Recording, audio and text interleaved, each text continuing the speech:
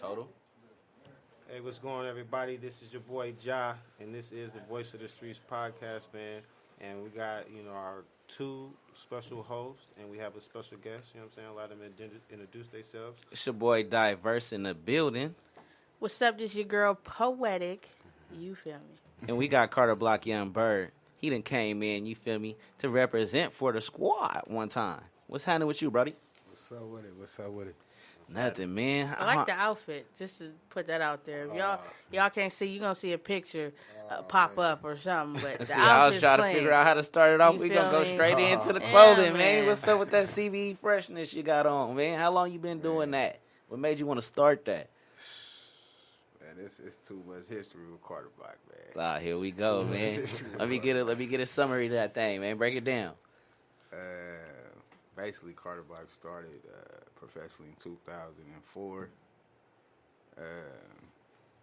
We been doing this, I want to say, on a whole masses of a professional level to the world probably since 2012. Mm-hmm. Shoot, you still got a smooth gap up in there, man. Fill it in. What you talking about? We need 2012 up, man. How hard you been going, man?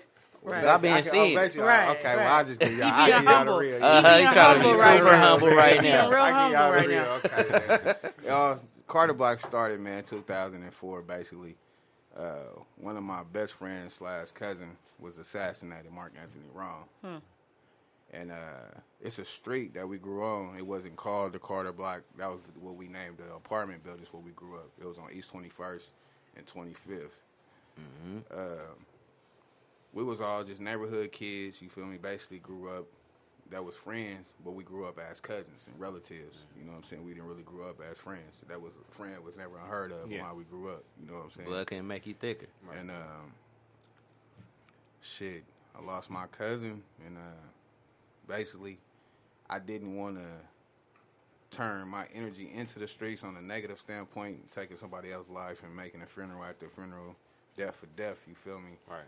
I basically just took all my pain and my frustration into the music, and I was just going hard, and I made all my other friends and relatives get into the game as well for me, giving them motivation to do something kind of positive instead of us going out and taking some bodies from that, you know what I'm saying? So the aspect from all of that, it gave me power of more of a man than thinking as a little boy to be willing to come do something to another person, you feel me? That's all it was going to be, is a boy thinking like that. Right. And I put my man shoes on and just put my hands in God and forgave them people, you know what I'm saying, and really just took my anger and frustration into music. And then from that point, I had a group called the Sluggers. I brought out the Sluggers in 2007. I remember them, too. The Sluggers was, my little homies, and they grown to be like my little cousins and little brothers, you know what I'm saying, and we was one of the first groups besides like Diligence in the Pack and shit that was doing major shit, you know what I'm saying? And we took a lot of shit to the next level, and then by us losing so many different friends and family members, kind of broke frustration within the group, and it got dispersed from then. And then I got kind of lost in the sauce myself because I had went through some personal shit myself, and then I had stopped rapping for a minute, and then I kind of got back into it. What gave you that push to get back into it? My son. I had my son in 2007. So he was like one of my most motivational things for me to really push, because I just wanted to make it for them, but I didn't want to leave my kids for his mama to raise them on their own. So I still pushed, and I still kept my humbleness through it all and just staying focused, you know what I'm saying? But it motivated me to really get more serious about business and about life, you know what I'm saying, by having a child. You know what I'm saying? Like I was saying before, my oldest son, he's 19, so just seeing my wife going through what she was doing and going through when she was 15, and we having to raise him while he's young, and we didn't even really know how to be parents, but we know how to be parents, you know what I'm saying? It really just put my standpoint of being focused even more, you know what I'm saying? But when somebody with the same name as me as my junior came, it was like, damn, I really got to go hard, you know what I'm saying? So with all that being said, how was it, what was the feeling like when you got your first bag? Because you said you transitioned to the business mind. You got into it. You feel me? You got in and you started going hard with it. How was it when you first experienced just that? I ain't saying you a millionaire or nothing, but any first change, you feel me, to an artist, it's like, oh, I'm doing this with a purpose. You feel me? What was that It feeling become like? a job after My that. first bag, Exactly. my first bag from this shit came in 2007 when I was doing that sluggish shit. Mm-hmm. You know what I'm saying? Like, a lot of people don't even know, though. I produce hella nigga shit that's hot and famous today. You know what I'm saying? Like, on they come up with they rides, you know what I'm saying? Yeah. You know, I did hella Filthy Riches. I did some Stylings, Lil Blood. I did J-Dub. I did some Stevie Joes. I did a little bit of everybody's on they come ups. You know Tight what I'm saying? resume, you feel me? Real You tight know, resume. So with that being said, you got a tight resume, right? So you rap too? I used to. You used to? Yeah, I used to. That ain't what I heard in the streets. You feel me? I heard you said you retired. You feel me? I You just retired. played another position, but I now officially retired. I'm also hearing you might have a couple features out there. Nah, no Maybe features. unfinished features No that you need to. features. No features. Oh, all right. I'm just saying. I had to let that situation go, man, just to open up different avenues and targets for my brothers and sisters and cousins and family members, you feel me? By me doing that, it opened up doors for my little bro Mari Coop, you feel me? My little bro Ryan Rags, the whole CarterBlock extended family we got in Frisco and every other places, because before I was doing my music shit, I was so dope with it. A lot of these niggas that's artists on some real shit was scared of me because I don't make the same type of music as all these niggas in the Bay Area do. I've been making worldwide, you know what I'm saying, next level industry music. Right. Like ever since it was 04. Right. You know what I'm saying? So What type of music do you listen to? Like, what got you tapped into that worldwide type vibe? Because you know the thing with us Bay Area artists, like sometimes we tend to just get caught into the Bay Area and old we school, content man. with just staying I here and got just old collecting soul. this money. Yeah. You feel me? That old school I music got where an it's old at. soul. You know what I'm saying? My Yeah. mom and dad always grew up playing that old shit. That real, genuine love music. You know what I'm saying? It Right. really had a meaning, a purpose to that shit. You Yeah. know what I'm saying? Like, you know what I'm saying? A lot of this shit now is just everybody want to be gangsters. Everybody want to carry guns and shit, but they don't know what goes behind real funk, and niggas can't come outside, and you know what I'm saying? Motherfuckers really trying to get on you in different lives and different types of situations. Like, I've been through that shit before. Like, that ain't a life that a motherfucker really want to live. You feel me? Exactly. Once you see it and experience it, you be like, all right. You Man, feel me? I hell no. survived. You feel me? Let me Motherfucker. just go this Brothers way. ain't Let me got go no with what names. really inspired me. You feel me? Yeah. You got to One straighten time. up and get straightened Man. out. You know what I'm saying? Exactly. And you know that shit, everybody don't get the chance to get in the game and get out of that shit. You feel me? A lot of niggas get in the game and get smacked while they in that shit. And I was one of them ones that would really be 1,000% into the game and really got out with no scars. You feel me? And that don't come by often. Yeah. But I was a child of God. You feel me? One thing I always did was keep faith in God. You know what I'm saying? When everybody went left, I went right. When they went right, I went left. When they went left, I went Exactly. right. You know what I'm saying? So it was kind of like trials and tribulations, but God made me the best man that I am today to be the best role model I is for my family. You know what I'm saying? Like, So shit. through all those experiences, would you be able to say that as far as going through what you went through in the hood, did that inspire you? Did that kind of show you how to move within this business? Hell yeah.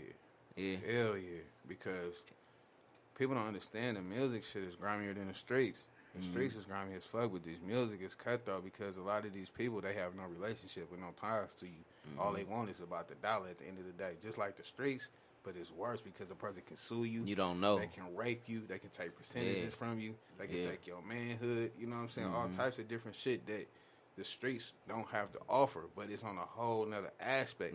You know what I'm saying? And it's just like, It's like a real life aspect, Man, though. yeah. Like the streets could affect your life, but this business, it's business. it could really It can affect your tarnish you. life. You know what I'm Like, saying? In a 'Cause real you way. you need your name. You know what I'm saying? You need your credit. You need your stability. You need your word. And you know what I'm saying? You got to be thorough. You know what I'm saying? In this game. And people don't understand in this music shit, everything is just entertainment. People be trying to bring too much real shit into entertainment. This is not real. It's just entertainment.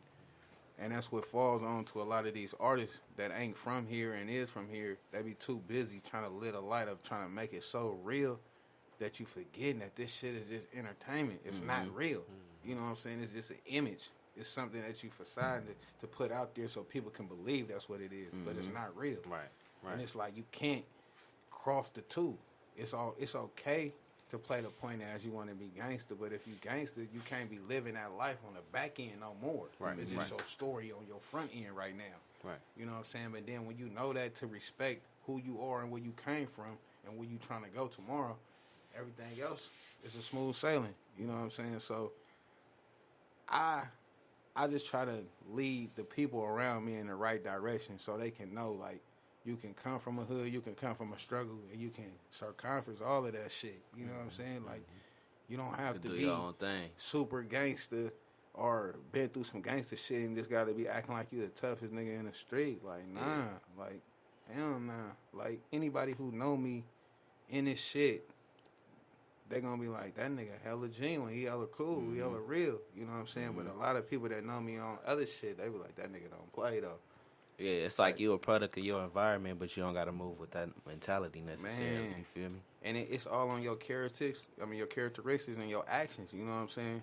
A lot of time with me, I'm so serious that you can't. I don't play with people, especially with grown men, because I don't want somebody playing with me.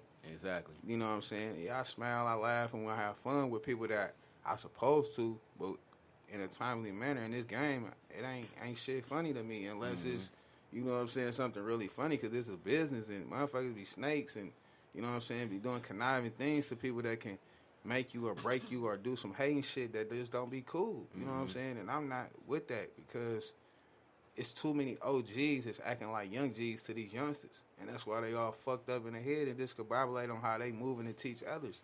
You know what I'm saying? See, so on that note right there, with that being said, and I asked Lul Doody this earlier, now you said 2007, that's what got you back when Lul Doody was born, right?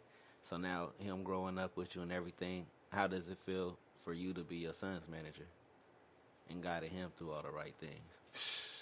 Man, when I first started off, that shit was scary. But I knew this what I wanted to do for him, because I'm like, I was still rapping at the time at first. So I'm like, okay, I'm going to be rapping and shit. We had just put out the CarterBlock Tied In project. The shit going crazy. Everybody want to get the whole CarterBlock. You feel me? I'm pushing like 16 to 20 artists. You feel me? Yeah. Motherfuckers is tripping out. Like, bro, this whole shit go. Like, we ain't heard nothing slap like this. And Thiz was putting out all in them motherfucking projects. You feel me? That was dope how the cover was, too. It was like an old school me? Thiz So, vibe, too. We came nasty with it. Whole shit going crazy. Motherfucker couldn't understand. And I started it off with my first song off my first single. My first single started a project off with, made the energy instantly go, because I know I'm a real artist. Not saying that the artist that was on my label wasn't artist, but I knew how to gravitate the attention to the people, to the masses faster. Right. You knew the business and the marketing side of it. So I'm gonna do this type of song, and I'm gonna put it out first, and then we're gonna follow suit with the, you know what I'm saying, keep going after that. People picked up to it. Bam. We ended up having our 6th annual CarterBlock ENT picnic right after. Bam.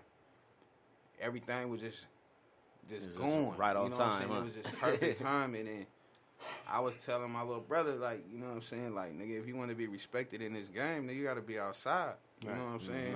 Niggas start being outside more. Start applying more pressure everywhere we go. I'm telling these niggas, make sure you got on the gear. Imaging, branding, and content. Nigga, like, what you talking about? Like, bruh, you got to make sure when we go out, that's branding, bruh. The image is how you look. If you look like money, they gonna respect you like money. Right. You feel me? The content is what you putting on the internet or whatever you putting out there to the masses with the proper educational English. You feel me? People don't be understanding that. They think the content you can put all this, bro, you feel me, cuz, that shit cool, but think about the masses of important people that's looking into your post that's not pressing like. Right. You feel me? It's a lot of people that come through the masses of your posts that's just looking, but they important though. You know what I'm saying? They gonna see how many times that you gonna burn yourself up before you figure it out to be like, okay, this how it need to be posted. But when they figure that shit out, they be like, before they even can see this consistency of it, they can say, this dude, this kid, or this grown man, he ain't got no management. He ain't got no representation. I can tell. But when you got representation on your content and your image and branding, it's a whole nother field because your respect level, people gonna look at you different.